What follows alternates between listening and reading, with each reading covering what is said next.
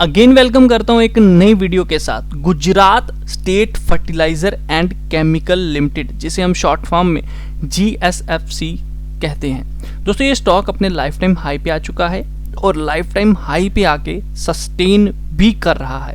Life time high को break करते हुए इसने एक ऊपर का बहुत अच्छा ट्रेंड भी बनाया हुआ है। तो आइए स्टॉक को समझते हैं कि एट पर दिस करंट लेवल हमें क्या करना चाहिए। एज पर फंडामेंटल क्या ये कंपनी स्ट्रांग है या फिर नहीं है। तो चलिए दोनों चीज़ों को समझते हैं और सबसे पहले शुरुआत करते हैं इसके प्रमोटर होल्डिंग से। दोस्तों प्रमोटर होल्डिंग जब 50% से ज़्यादा हो तो बड़ी अच्छी बात है, मैं उस स्टॉक में इन्वेस्टमेंट करना पसंद करता हूँ। इस स्टॉक की होल्डिंग अगर मैं देखूं तो 37% की है। चलिए मान लेते हैं 37% की होल्डिंग है प्रमोटर की, तो बाकी की होल्डिंग मैं देखना चाहूँगा कि 13% क्या बड़े प्लेयर्स के पास है या फिर नहीं है। तो यहाँ पर अगर हम FIs के डेटा को देखें तो इस स्टॉक को वो आउन करते हैं 20% से ज़्यादा। देखिए प्रमोटर के बाद एक बड़ा पैसा होता है FIs, जो अपनी स्टडी बहुत सारा पैसा लगाकर करते हैं और बहुत सारा पैसा भी स्टॉक्स में लगाते हैं। ठीक है, वो भी एक आप कह सकते हैं ऑपरेटर होते हैं। तो 37 प्लस अगर आप 20 करें तो 50% से ज़्यादा पैसा बड़ा लगा हुआ है। लेकिन हम DIs का भी डेटा देखना पसंद करेंगे।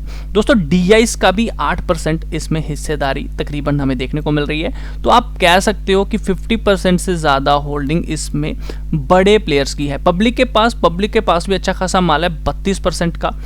इसके बाद मैं आना चाहूँगा म्यूचुअल फंड के पास क्या होल्डिंग है। जी हाँ, म्यूचुअल फंड भी इंटरेस्टेड है इसमें, FIs भी इंटरेस्टेड हैं और दोनों की परसेंटेज गेन में आ रही है। ये हमारे लिए पॉजिटिव पॉइंट है। लेकिन अगर आप इसका FIs का डेटा देखोगे तो 2023 में और 2000 सितंबर में अगर आप अभी लास्ट रिसेंट देखो तो इन्होंने अपनी होल्डिंग को इंक्रीज किया है। ये हमारे लिए काफ़ी अच्छा पॉइंट है। ये दोबारा से प्लस में जा रहे हैं, पहले ये नेगेटिव में गए थे। DIs तो भैया अभी नई एंट्री कर रहे हैं। प्रमोटर का डेटा सेम है। तो एज पर अगर मैं देखूं holding data, that is a good. बड़े प्लेयर्स के पास माल है इसका, प्रमोटर के पास माल है इसका।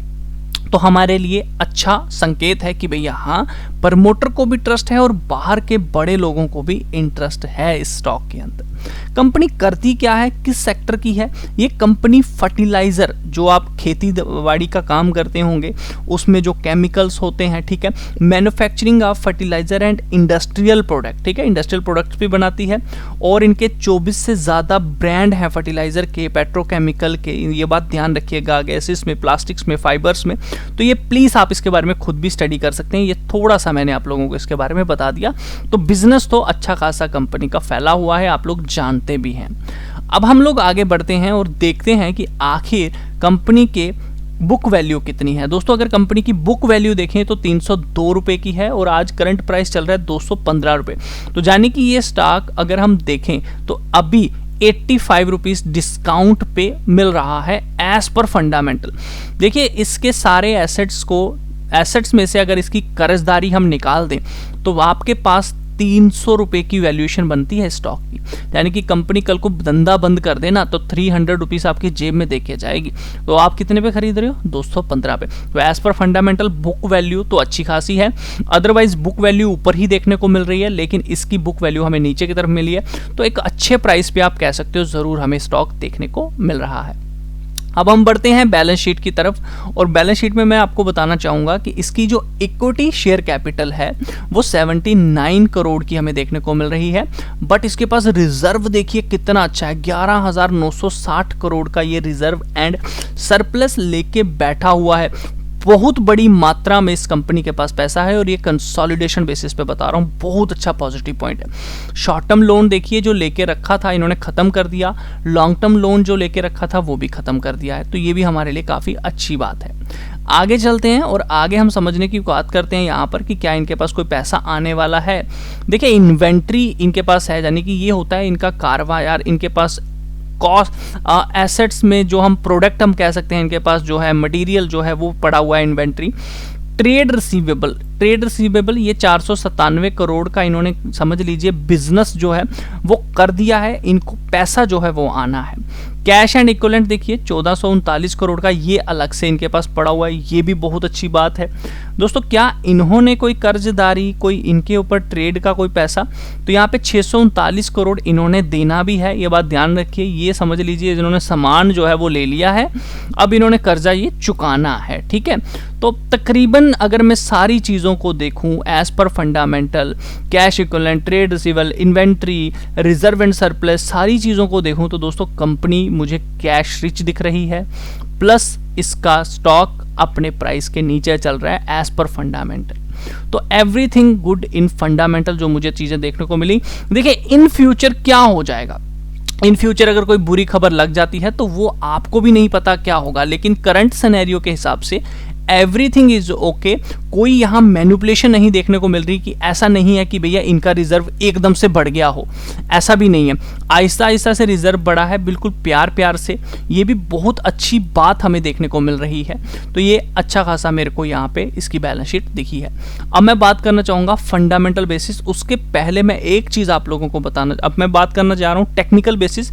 उसके पहले मैं एक बात बता दूँ कि आपको वीडियो के डिस्क्रिप्शन में एक चैनल का लिंक दिया गया है। अगर आप टेक्निकल एनालिसिस बिल्कुल बेसिक से सीखना चाहते हैं तो ज़रूर आप उसे फॉलो कर सकते हैं। वो हमारा सेकंड चैनल है जिसके ऊपर हमने वीडियोस डालना शुरू कर दिया है। दोस्तों स्टॉक ने लाइफ टाइम हाई 166 के करीब आप कह सकते हो ब्रेक कर दिया था और वहीं से सस्टेन करता हुआ अब ऊपर जा रहा है। इसने सबसे पहले एक ब्रेकआउट दिया था अपना लाइफ टाइम हाई का, अगर आप नोटिस करो तो ये बहुत बड़ी जब कैंडल 2 बन गई थी तो ये इसका लाइफ टाइम हाई यहाँ पे तकरीबन ब्रेक होता हुआ हमें दिख गया था। पहले इसने कोशिश की थी, फॉल कर गया, दोबारा इसने कोशिश की और अब पास हो चुका है। दोबारा इसने यहाँ ब्रेकआउट दिया, एक फिर से ब्रेकआउट दिया, फिर से ब्रेकआउट देके ऊपर की तरफ निकल चुका है। देखिए है तो अभी करंट प्राइस पे महंगा, अगर टेक्निकल बेसिस पे देखा जाए तो अभी ये ऊपर की तरफ है, तो पॉसिबिलिटी ये हो सकती है आहिस्ता आहिस्ता करके ये नीचे की तरफ इस ट्रेंड लाइन पे आए। जिनके पास अभी है वो लोग, ये जो मैंने एक ट्रेंड लाइन ड्रॉ की हुई है, आप इसे 1 वीक का टाइम फ्रेम लगा के ड्रॉ कर सकते हैं। जब तक इसके ऊपर है घबराने की जरूरत नहीं है। अगर इसके नीचे जाता है तो घबराने की जरूरत है, फिर उस केस में ये 166 157 तक जाने की कोशिश कर सकते हैं। करंट सिनेरियो के हिसाब से हमें मैक्सिमम स्टॉप लॉस 157 का लगाना चाहिए, इससे बड़ा नहीं लगाना चाहिए। जो बिल्कुल छोटा सा स्टॉप लॉस लेना चाहते हैं, जिन्होंने हो सकता है इस ब्रेकआउट पे लिया है, उनको 180 रुपीज का मैक्सिमम स्टॉप लॉस लगाना चाहिए। अगर मार्केट गिरती है और ये भी गिरता है तो आप 180 पे एग्जिट कर सकते हैं। अगर मार्केट नहीं गिरती है और ये गिर जाता है, मैं फिर से बोल रहा हूं, अगर मार्केट गिरे, ये स्टॉक भी गिरे, तो आप 157 का स्टॉप लॉस रखिए। अगर मार्केट नहीं गिर रही और ये गिरता जा रहा है तो उस केस में 180 का स्टॉप लॉस रख के आप इसे सस्टेन कर सकते हैं। अगर इन दोनों लेवल्स के नीचे एक दिन भी रेड कैंडल बनाए तो आप एग्जिट कर सकते हैं। दोबारा वापस आ जाए, आप दोबारा एंट्री कर सकते हैं, ध्यान रखिएगा। अगर कोई एवरेज करना चाहता है तो उसके लिए सबसे अच्छा लेवल कौन सा है, या फिर नीचे की तरफ अगर ये स्टॉक गिरे तो अच्छा लेवल कौन सा है, 157 का, 135 का, 117 का, ये लेवल होंगे एवरेज के लिए। अभी करंट प्राइस पे क्या करना चाहिए, अभी करंट प्राइस में अगर आप इस स्टॉक को खरीदने की क्षमता रखते हैं 1000 स्टॉक की, तो करंट प्राइस पे आपको 200 स्टॉक खरीद लेना चाहिए। 800 स्टॉक का वेट करना चाहिए। ये आपको 157, 166, 135, 117 कहीं भी मिले वहां आपको एवरेज करनी चाहिए। आप अगर 200 अभी खरीद लेंगे तो बाय डिफॉल्ट अगर नीचे आता है 166, तो यहां पर आप 300 स्टॉक और ले लीजिए।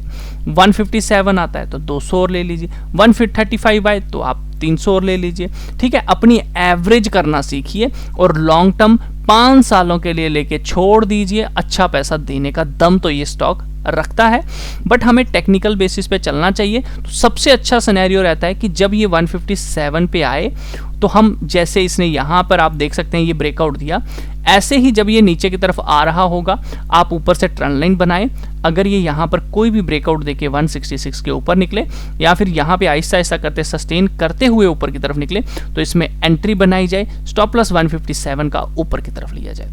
कोई एवरेज करना चाहता है, जो कोई फंस जाता है ऊपर, तो वो ये लेवल मार्क कर ले, यहाँ पे एवरेज करने के ये सही लेवल हैं। बाकी दोस्तों वीडियो अच्छा लगा लाइक ज़रूर करें, शेयर ज़रूर करें।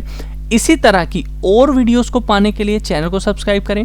ट्रेड लेने से पहले एक बार अपने फाइनेंशियल एडवाइजर से ज़रूर पूछिएगा, क्योंकि रिस्क आप सबका है। बाकी अगर हम करंट सिनेरियो के हिसाब से देखें तो देखिए एज पर फंडामेंटल 300 प्लस ये स्टॉक जाना चाहिए, लेकिन टेक्निकल बेसिस पे अगर हम लोग देखें इस स्टॉक को तो ये स्टॉक जो है, अगर हम इसके ऐसे ट्रेंड को देखें जिसको इसने ब्रेक किया था, तो करंट ये उसको हिट कर रहा है। लेकिन अगर हम थोड़ा और पीछे की तरफ चलें और एक ध्यान दें तो इसने इस ट्रेंड को पिछली बार तोड़ा था, तो इसके अकॉर्डिंग ये स्टॉक कम से कम भी 410 प्लस जा सकता है। देखिए रिलायंस इंडस्ट्री का प्राइस अभी 2200 कुछ चल रहा है, उसका अगर आप फंडामेंटल प्राइस देखेंगे बुक वैल्यू के हिसाब से तो आपको 1400-1200 के करीब दिखेगा। तो उसी हिसाब से हो सकता है ये स्टॉक भी आपको 410 तक आने वाले टाइम में 3-2 सालों में जाता हुआ दिख सकता है। बस शर्त इतनी है कि इसको 157 के नीचे मत जाने दीजिए। 157 पे जाता है तो एवरेज करिए अगर आप करना चाहते हैं, या फिर यहाँ से रिवर्सल हो तब एंट्री लीजिए। जिनको नहीं पता ये रिवर्सल क्या होता है, इस लेवल पे डिसीजन कैसे लिए जाते हैं, इन लेवल्स पे क्या जब स्टॉक गिरे तो एकदम से एवरेज कर लें। देखिए जिन्होंने फंडामेंटल बाइंग करनी है वो तो भैया डायरेक्ट ले सकते हैं, लेकिन जो बिल्कुल सोच कर समझ कर फंडामेंटल प्लस टेक्निकल चलना चाहते हैं वो यहाँ पर एक रिवर्सल को देखते हैं। रिवर्सल के लिए आप अगर ये नीचे की तरफ आ रहा है तो आप वीकली बेसिस पे वेट करें कि भैया ये 20 SMA के ऊपर क्लोज हो जाए। अब ये 20 SMA क्या होती है, वीकली क्या होता है, जिनको नहीं पता मैं फिर से बोल रहा हूँ, वीडियो के डिस्क्रिप्शन में आपके लिए लिंक है हमारे नए चैनल का, ज़रूर फॉलो कर लीजिए, जिसके ऊपर आपको बताया जाएगा कि कैसे एंट्री ली जाती है।